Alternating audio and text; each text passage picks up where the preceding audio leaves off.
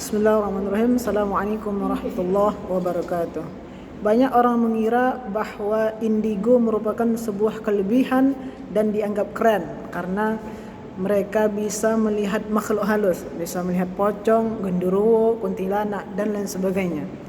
Akan tetapi dalam Islam, indigo merupakan sebuah kekurangan dan sebuah penyakit yang mana penyakit tersebut harus dihilangkan dengan metode ruqyah syar'iyyah.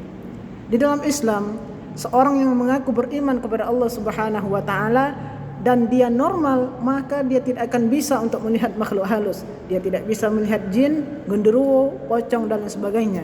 Dalilnya adalah Allah Subhanahu wa taala berfirman di dalam Quran surah Al-A'raf, "A'udzubillahi minasyaitonirrajim, innahu yarakum huwa wa qabiluhu min haitsu la tarawnahum." Sesungguhnya dia, artinya adalah setan dan pengikut-pengikutnya, dia bisa melihat kamu dari suatu tempat yang kamu sendiri tidak bisa melihatnya.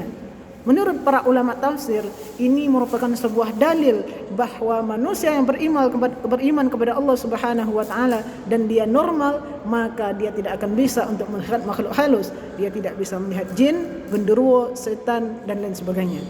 Maka dari itu Imam Syafi'i rahimahullah mengatakan kepada kita semua, "Idza ra'aitumur rajula yamshi 'alal ma' wa yatiru fil hawa fala taqtar hatta ta'ridu amrahu 'alal kitab wa sunnah." Kata Imam Syafi'i rahimahullah, apabila kalian melihat seseorang dia bisa berjalan di atas air dan dia bisa terbang di udara, fala taqtar, jangan tertipu terlebih dahulu sebelum kita menimbang amalannya apakah sudah sesuai dengan Al-Qur'an dan Sunnah apa belum.